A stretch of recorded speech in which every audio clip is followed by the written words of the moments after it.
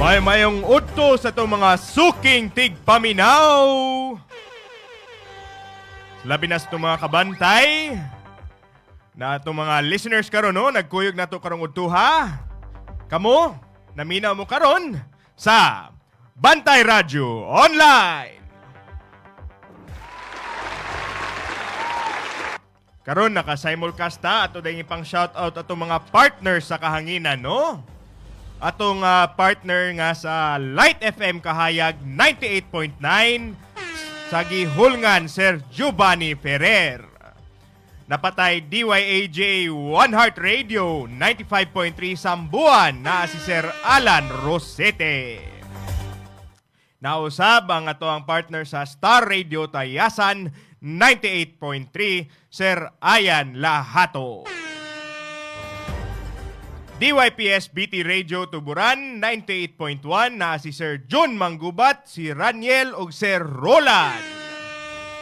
Og ang ato ang mga kaigsuunan ato mga kabantay sa DYHR Shine Radio Toledo 99.9 ug sa radyo natin Balamban 94.9 nga kuyog nato si Sir Jojo Menorias. Ato dayong tagaan og masipang pakpak ang atong partner sa Bantay Radyo Online.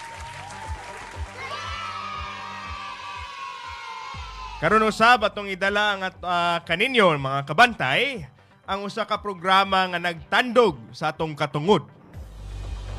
Responsibilidad o kinabuhi isip lumulupyo sa atong nasud. Mga kabantay, mao ni ang programang Ang Balaod ug ang Katawhan. Sa agi sa tuwang pagkuyog karon sa programang Ang Balaod ug ang Katawhan, kini usa ka programa nga nagpasabot sa balaod sa yanong ug masabtan nga paagi. Aron ang matag katawhan, mahibalo, makasabot ug makagamit sa balaod alang sa hustisya ug kahayuhan sa tanan. Usab mga kabantay atong i-remind no, kay ang balaod dili lang para sa pipila, kundi ang balaod para sa katawhan. Og usab kung ang katawhan nato nasayod, mas lig-on ang ato ang sistema sa hustisya.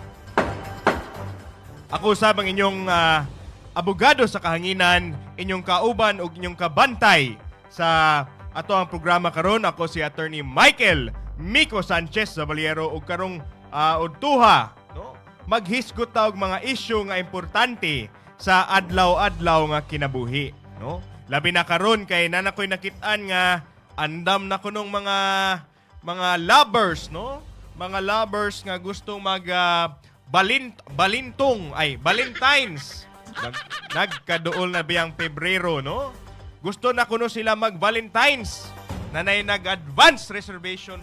Grabe hasad ani. Advance reservation sa mga hotel. Grabe siguro katol ani Buskin. No? Engineer, no? Nag-advance reservation sa mga motels, no? Unya panalitan mga kabantay, hinaot no na masipyat siguro sa pagsuot sa ilahang mga protection, makamabdos. Kung makamabdos, unsa may obligasyon sa inahan, unsa may obligasyon sa amahan, ato nang storyaan karon mga kabantay. Usasab atong storyaan karon kaning Anti-Violence Against Women and Children nga act no, kay murag daghan-daghan siguro ning mga insidente labi na sa Valentines, mga love season na siguro yung mga manipulations no, mga pagmaniobra sa uban nga sobra na sigurong katol. Kaning in the sense that they will manipulate our women nga musunod sa ilahang kagustuhan. Matawag ba na natog Violence Against Women Attorney? Ato nang tubagon sa ato ang pagkuyog karong hapuna.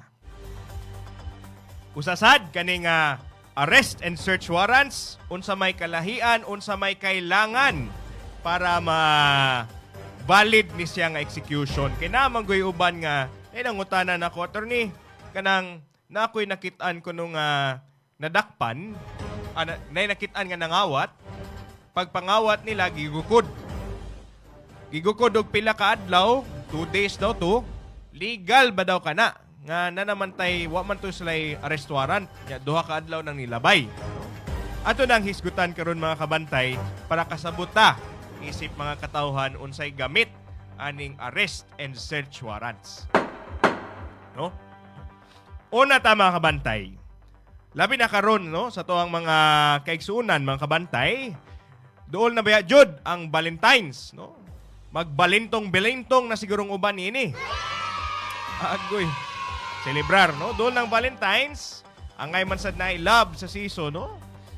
Pero mga kabantay, nasad na uban nga siguro na dala sa katol siguro, no? Sa ingana mga kabantay, nasad na mga insidente. Labi na basta Valentines, daghan kay nag-incidents nga mahitabong mabuntis. Unya kasagaran ba ron na gustong dili gusto mo buhat sa ilahang dapat nga tubagon. Mukalit og iskapo. Mao na sila. Mukuha ko no gatas as the joke will say, no? But then again, it's a fact mga kabantay. Tinuod ni siya. Now, pananglitan gani mga kabantay. Natay igsuon nga nadala sa gugma. Pag sa gugma, nahitabo na buntis. Pagkabuntis, ang mayong laki ni iskapo. Yati na. No? Kasagaran ni ini niya, mudagan baya, mu tago sa ilahang obligasyon sa support. Ato ning hisgutan mga kabantay. Kana ganing parents, mama ug papa, bisag kung ikaw gani ang nailhan nga amahan, naadjud kay obligasyon sa balaod, no? To render and give support or suporta para sa imuhang anak. Dili lang na pwede nga basta-basta lang kang mo iskapo mga kabantay. Kung ingana gani, muhatag jud kag oras, dapat muhatag jud kag posibleng unsa may suporta kanang mga kwarta, pagkaon, gatas siguro para ang kinabuhi sa inyong anak dili sad stunted, no? Dili mapiangan kay obligasyon man na nato, no? So atong basahon na to ang family code mga kabantay. Under the family code, support encompasses all provisions necessary for sustenance, dwelling, clothing, medical attendance, education, and transportation in keeping with the financial capacity of the family. Now, ato ning ihisgutan mga kabantay ha, atong i-dissect. Kung panalitan, ikaw amahan, no? Unya, na kay anak, nga imuha jud, na kay obligasyon sa support. Batiman ang support, dili lang na, usahay biya na imuhatag, 100 lang, 200 support na kuno. Sayop sa na mga kabantay. Dili sa tayo nga anak. Kaya we have to remember, atong basahon ha, all provisions, no? Tanang kailangan para sa sustenantar, sa dwelling, panimalay, sa sinina, sa medical assistance, sa education ug transportation mga kabantay. Yan nasad ni provision mga kabantay kay lain sad kayong amahan 100 lang ihatag dili sa na mao siguro. Binuang sad siguro na mga kabantay. Sustenantar gani da pagkaon kanang gatas, dwelling, panimalay, sinina, medical attendance, mga vitamins kailangan sa bata, education ug transportation. So ang kanang 100 mga kabantay kuwang radyo na, no? Sa itong mga inahan nga kailangan nga manawagan para ilang prospective father ko, no? Mutubag silang obligasyon sa suporta. Ayaw mugdawat sa 100 lang. Naa sa itong balaod, klaro kayo ni. All provisions necessary for sustenance, dwelling, clothing, medical attendance, education, and transportation. So mga kabantay, itong mga kaigsuunan nga inahan, narajud mo'y katungod, mo dibendar, o mas dakong sustento, commensurate lang, at ulaning karoon ha, commensurate lang sa financial capacity of the family. So unsa may pasabot ana? Kung atong tagaan og sakto og realidad nga computation, no? Siguro narana sa 1,000, 2,000 depende, no? Kanang basta nalay makasustinar lang ang sa bata, nalang say panimalay nasan say sinina. Pero lahi sad ng storya mga kabantay kay nasad ko'y nadakpan siguro nga ini, nakadawat nagkaso nga sobra rasad ang gipangayo sa inahan. Imbes sustenance unta sa bata, ang nahitabo agi pangayo ag dinagko. Kuyaw na kayo, ang inahan nakita na nag-lounge na nga tos New Star. Casino na. Dili sa na mga kabantay. So, naalang yun tayo balanse ha. Ang amahan na obligasyon sa suporta, ang inahan sad, di lang sa tapagpalabi o demand sa suporta. Kung unsay kailangan sa anak, mao lang na ang atua para dili sad nato i-deprive, no? Kung para gani sa anak, atong ihatag sa anak. Dili sad nato kanang kuhaon ang ilaha para sa anak ta nato, no? Now, kinsa may mga tao that is obligated to give support. Atong family code, mga kabantay, klaro kayo. Mga spouses, kung panalitan yung asawa, the husband and the wife, no? Ang bana o ang asawa is obligated by law, no? Mandaran jud mos balaod para suportaan ang usat-usa.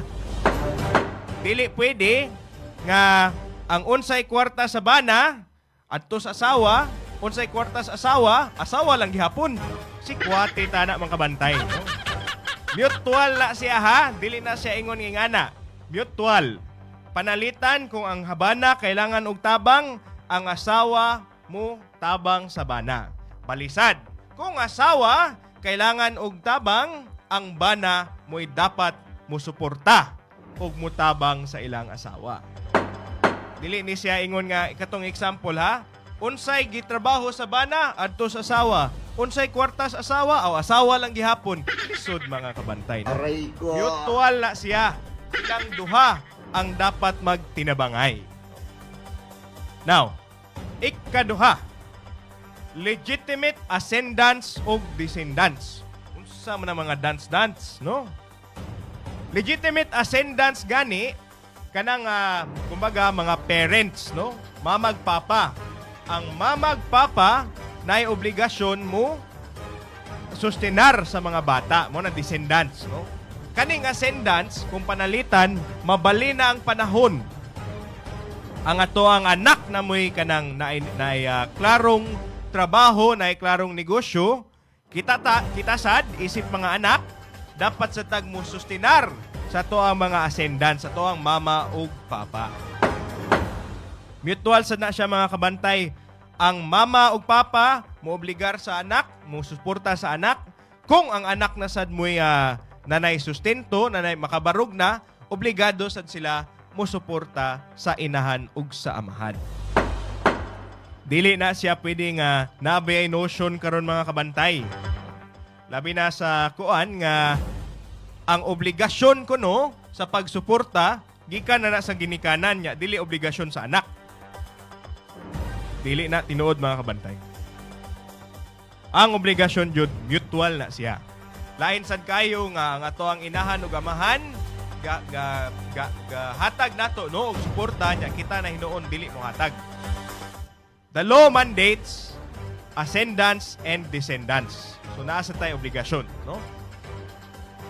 Ikaduha, parents and their illegitimate children and legitimate children and their illegitimate parents. Kumbaga ang pasabot ani mga kabantay kanang anak sa gawas.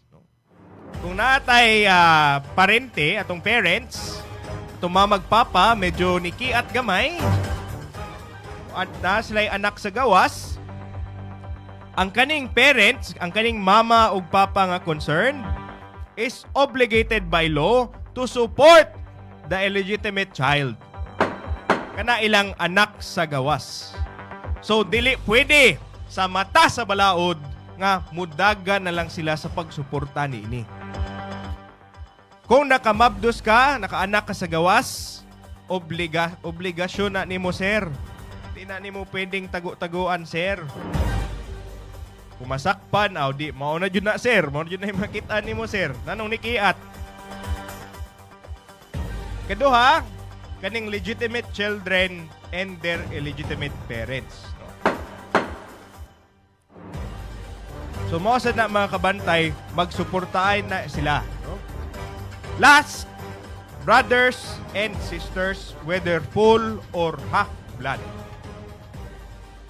Now, ang kaning brothers and sisters, kasagaran mo ba ni issue nga nanong si Papa man ang gatubos ni Uncle. Nanong si Papa man ang gatubos ni Auntie. No? Usahay mo sa ning mga issue. But sa mata sa itong balaod, akong basahon mga kabantay, siblings are obligated to support each other if they are recognized as such by law and are financially able to do so. However, kani mga kabantay, importante niya. However, support can be demanded only when it is genuinely necessary and when the sibling is incapable of self-support due to infirmity, age, or other legitimate reasons. Ato tong i-dissect mga kabantay. Example, kasagaran na itong makitaan sa itong mga parente nga mag-question yun ta. Grabiha sa daning angko, oy, sige na nagpangayo ni Papa. Tinuod ba naman kabantay? But then again, since our laws are very clear, dapat support.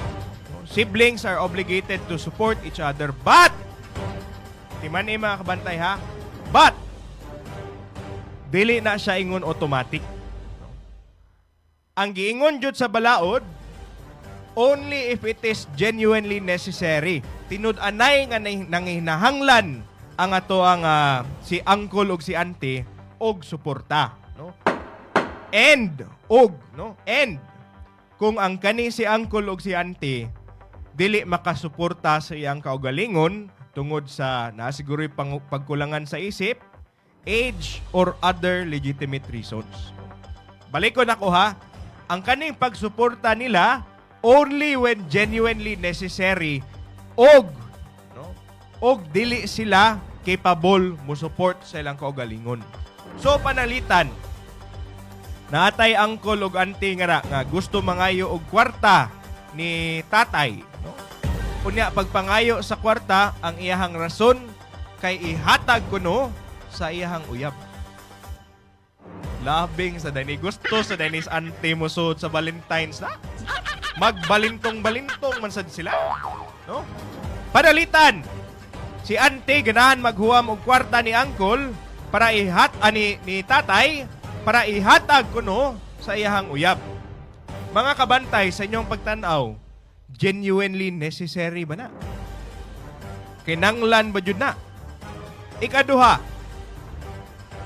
tanaw ba ninyo nga si auntie dili makasuporta sa iyang kaugalingon? No? Boto naon suporta naman na sa laing tao. Suporta para siyang uyab-uyab, kayang iring-iring. No?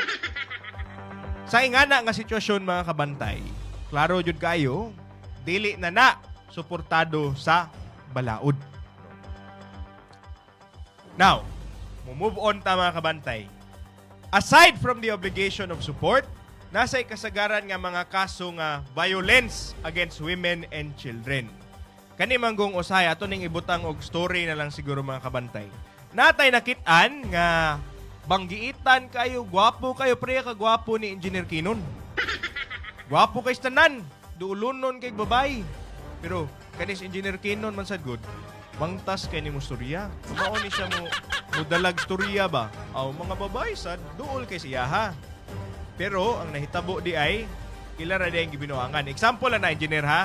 Kabaw makutarong ka. Sample. Dahil rin mailahan ngayong anak nga may kayo mo manipular og mga babay. Now, ato sang basahon ang provisions sa violence against women and children. VAUSI refers to any act or a series of acts committed by any person, no, bisag kinsa against a wife, former wife, or against a woman with whom the person has or had sexual or dating relationship, or with whom he has a common child, or against their own child. So ato ning i-dissect mga kabantay, no? Atong itagsa-tagsa. Violence against women and children, kinsa may pwede maigo niini? Number 1, ang asawa, babay, ang wife ha, ang wife ang pwede maka-file niini. Or ang ex-wife, former wife. Ikatulo, mo ni usahay malimtan sa itong mga kaigsuunan, no? Kung girlfriend o boyfriend ra ang inyong status, ang kasagaran biya ingon, tanong mo file mong kagbawsi nako, uyab raman ta. Okay, giingon sa balao, do?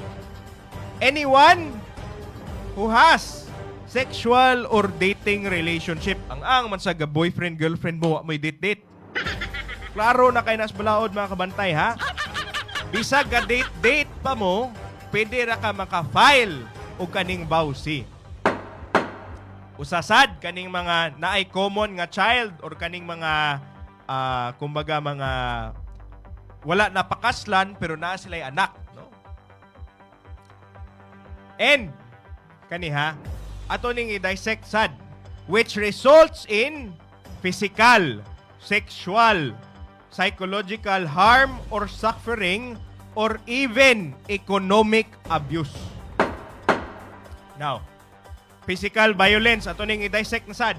Physical violence, mga kabantay, kaning pagpangulata, bodily or physical harm. So, pananglitan, na kay na date nga ra, no?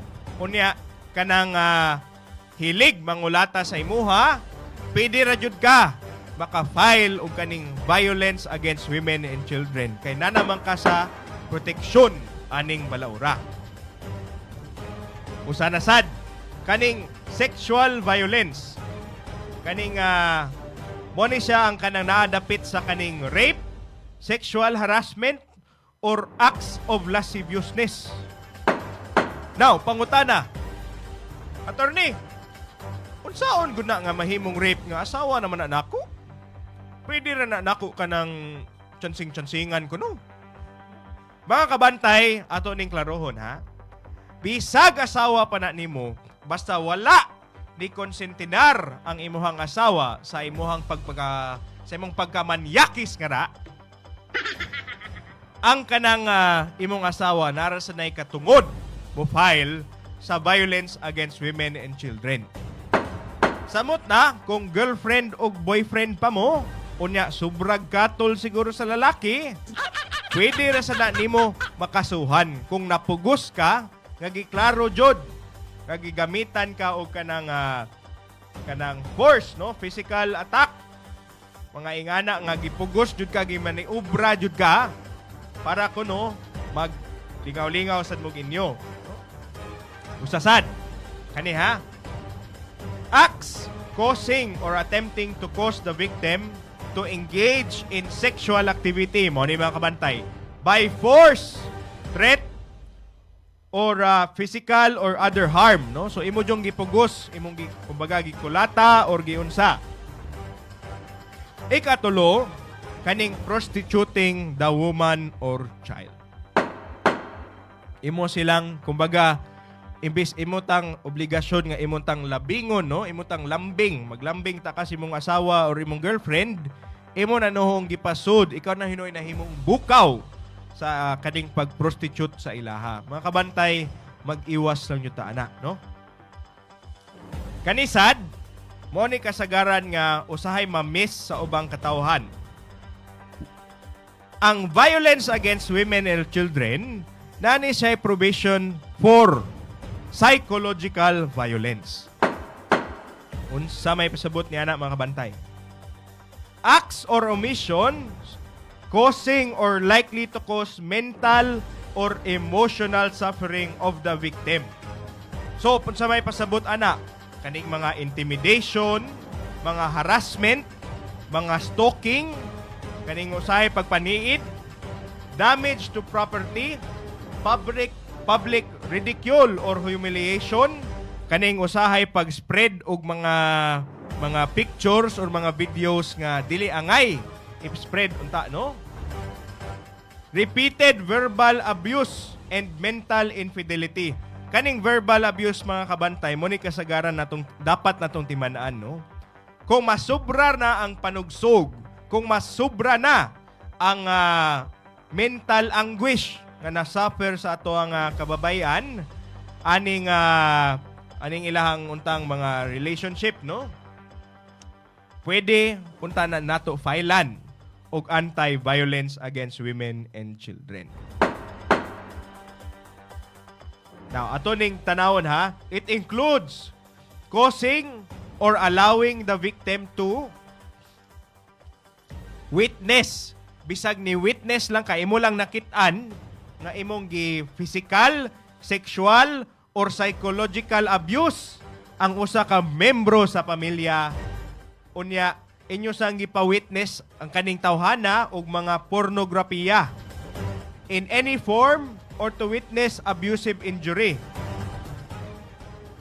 to pets or to unlawful or unwanted deprivation of the right to custody and or visitation of common children. Taas-taas to siya, mga kabantay, pero ato tong i-dissect ha.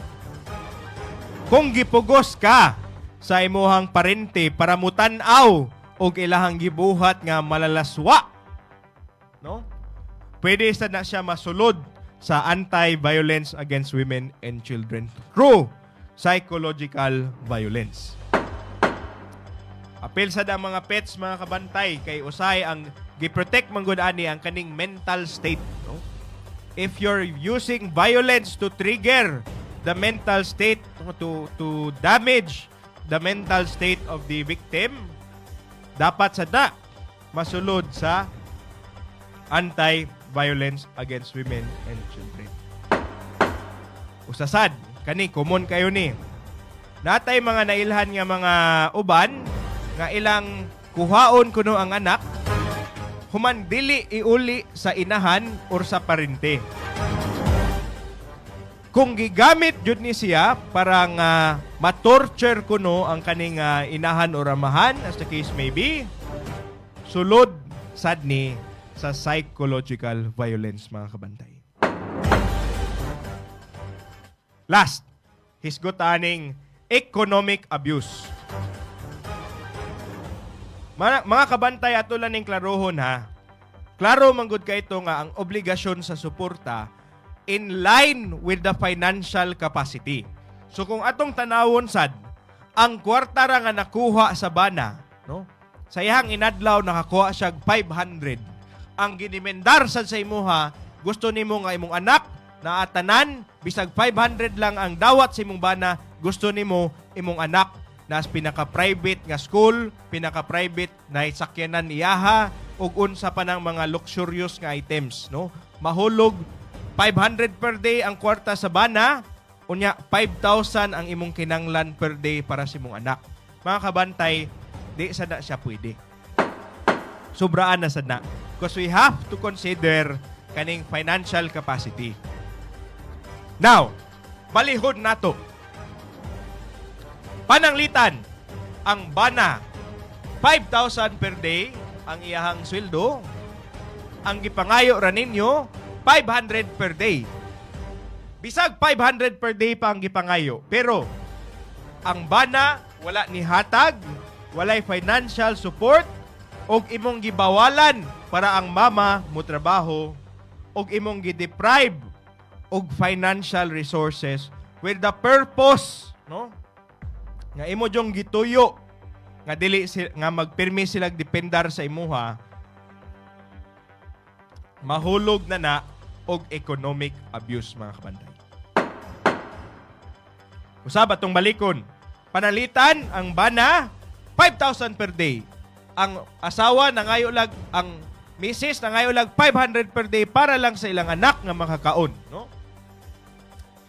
Pero bisag nga na ang kwarta, wala jud siya nihatag, unya gituyo jud na niya nga para lang magperminti mo magdependar sa iyaha, that constitutes economic abuse, mga kabantay. Kung imong bawalan imong asawa sa pagpangita og lehitimo nga trabaho bawal sad na, no? Economic abuse sad na. Inyong gubon ang inyoha mga property og imong kontrolon ang kwarta og property para lang makontrol nimo alone kaning conjugal money and properties. Ang sentensya ni mga kabantay na asa 1 month to 6 months or as heavy as 6 to 12 years ug naiuban sa diini nga moabot og 6 to 12 years mga kabantay. So nasa pangutanan ako at attorney kanang ahumban na ba? Iyan ang gibuhat sa ako Unya dugay-dugay na hinuon mga 5 years ago na ni siya. Pwede ba pa ni nako siya kasuhan? Karon namang gud ko nahuman, karon ako nakagawas, no? Naka-recover sa ko ang mental state. Namang ko yung ana mga sitwasyon mga kabantay nga tungod sa kahadlok at the time, no, nga na-abuse, hindi kay sila kalihok, no? Kaning mga biktima ni nga anti-violence against women and children. The law is clear that they grant a period, no? A period of 20 years, kunya na say uban nga imprescriptible. Dili mahingon nga mo expire ang inyong katungod mo file aning kasuha. Kay nganuman ang balaod nato nag-recognize nga naay mental state, mental aspect niini nga naay mental state nga na affected. So that's why the law grants this amount of time. Now, sa sunod natong pagstorya mga kabantay, magstorya ta aning mga arrest warrant o search warrant. Maminaw lang tagpipila ka pahinumdom sa itong mga pinilanggang sponsors. Mubalik ra atong programang Ang Balaod ug ang Katawhan. Please stand by.